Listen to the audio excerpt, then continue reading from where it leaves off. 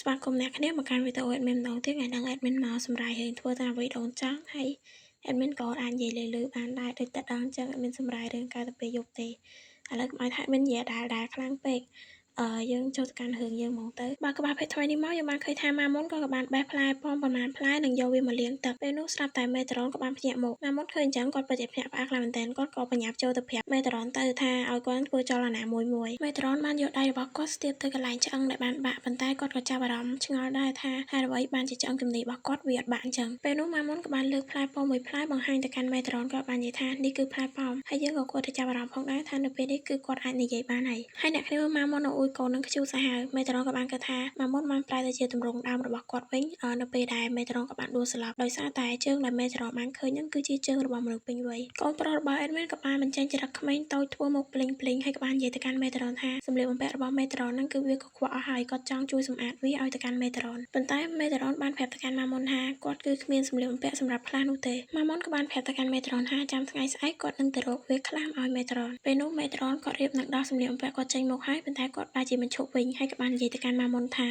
ឡូវនេះឆ្អឹងជំនីរបស់គាត់ត្រូវបានបាក់ហើយអញ្ចឹងគាត់មិនអាចដោះសម្លៀកបំពាក់ដល់ខ្លួនឯងបានទេអញ្ចឹងម៉ាមុនជួយគាត់តិចមកម៉ាមុនផ្លឹកមុននឹងគាត់ងាកមកចេញទាំងអៀនហើយក៏បាននិយាយថាបាទម៉ាមុនបានលូកដៃទៅរកមេត្រុនហើយប៉ុន្តែកូននឹងនៅញ័រអត់ហ៊ានប៉ះគេនៅឡើយទេពេលនោះមេត្រុនក៏បានធ្វើពុតជានិយាយថាឆ្អឹងជំនីរបស់គាត់នៅពេលនេះវាពិតជាឈឺខ្លាំងអញ្ចឹងគាត់ប្រហែលជាត្រូវស្នាក់នៅទីនេះប្រហែលថ្ងៃទៀតហើយម៉ាមុនបានបន្តសម្លឹងមេត្រុនពីលើមកដល់ក្រោមពេលនោះមេត្រុនក៏បាននិយាយដែរថាសំណាងហើយដែលគាត់បានបាក់ឆ្អឹងសំខាន់របស់គាត់មិនអញ្ចឹងទេគាត់ប្រហែលជាត្រូវស្នាក់នៅទីនេះយូរជាងនឹងហើយ admin ក៏ចង់និយាយដែរថាឆ្អឹងហ្នឹង admin អត់និយាយលម្អិតពីវាទេសារវាពាក់ព័ន្ធមួយសាច់រឿងយើងឡើយម៉ាមុនបន្ទាប់ពីបានមើលខ្លួនប្រាណគេពីលើមកដល់ក្រោមហើយខ្លួនគាត់បែកញើសឡើងជោកហើយក៏បានលេបទឹកមាត់ផងដែរប៉ុន្តែមេត្រុនក៏បានដោះសម្លៀកបំពាក់របស់គាត់ហើយបោះមកលើមេត្រុនឡើងដាច់ឈុតស៊ីអារម្មណ៍អស់លេងបើថាទុកយូរជាងនឹងតិចទៀតដឹងតែយើងហើយមែនតែគ្នាយើងមេត្រុនបានប្រាប់ទៅកាន់ម៉ាមុនថាបញ្ញាប់ឡើងយកវាទៅសម្អាតហើយបញ្ញាប់ត្រឡប់មកវិញផងអ្នកសម្អាតសម្លៀកបំពាក់ព្រោះថាគាត់មិនចង់ឲ្យនរណាគេម្នាក់មកឃើញរូបរាងអាក្រាតកាយរបស់គាត់ទេហើយម៉ាមុនក៏បញ្ញាប់រត់ចេញទាំងអៀនហ្មងអត់ហ៊ានមើលគេទេកូនណាបើយើងមើលទៅកាន់ map ហ្នឹងទៅផ្លូវវារៀងឆ្ងាយដែរហើយថែមទាំងដើរកាត់ឋាននរកហើយនឹងឋានសួគ៌ទៀតហើយយើងបានឃើញថាកន្លែងដែលម៉ាមុនមកសម្អាតសម្លៀកបំពាក់ឲ្យទៅកាន់មេត្រុនគឺវាពិតជាស្រស់ស្អាតរបស់គេមែនប៉ុន្តែពេលនោះក៏មានទេវតាយាយល្បាត2អង្គបានដើរមកដល់កន្លែងដែលម៉ាមុនកំពុងសម្អាតសម្លៀកបំពាក់ក៏ដូចជានិយាយដើមគេផងដែរ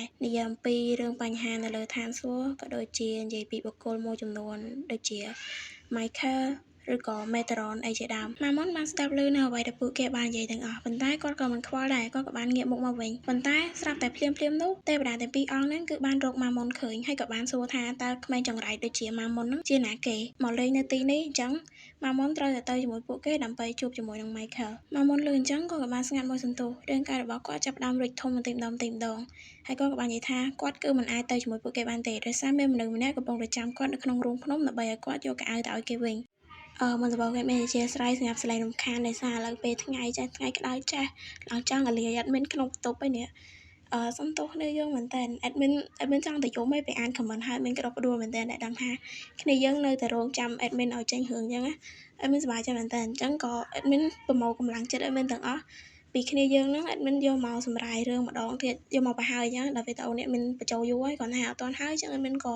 មកបង្ហើយទៅអត់ចង់ឲ្យគ្នាយើងចាំយូរទេហើយនេះគឺជា page ដែលបានបករឿងហ្នឹង admin គឺបានយកមកពីគាត់ទេគឺវាថាអត់បានដាក់ credit គាត់អញ្ចឹងហើយក៏អរគុណចាស់ដែរដែលបានអនុញ្ញាតឲ្យខ្ញុំយករឿងដែលគាត់បកហ្នឹងយកមកសម្រាយដោយសារ admin គឺអត់មានពេលសម្រាប់បកខ្លួនឯងទេបើ admin បកខ្លួនឯងទេវាស៊ីពេលកាន់តែយូរអញ្ចឹងគ្នាយើងកាន់តែអត់ឆាប់បានមើលអញ្ចឹងគាត់ក៏យកយល់ admin ឲ្យ admin យករបស់គាត់យកមកធ្វើអញ្ចឹងណាអញ្ចឹង admin គឺត្រូវដាក់ credit ឲ្យម្ចាស់គេដាច់ខាតហើយដោយសារវាជាកម្លាំងញើសឈាមរបស់គេអញ្ចឹងអរគុណគ្នាយើងដែលបានរងចាំ admin រហូតដល់ថ្ងៃនេះហើយក៏គ្នាយើងកុំភ្លេចជួយចុច like ឲ្យ admin ផងហើយ comment ថានឹក admin ផងណាចាំ admin ធ្វើរឿងលឿនឲ្យ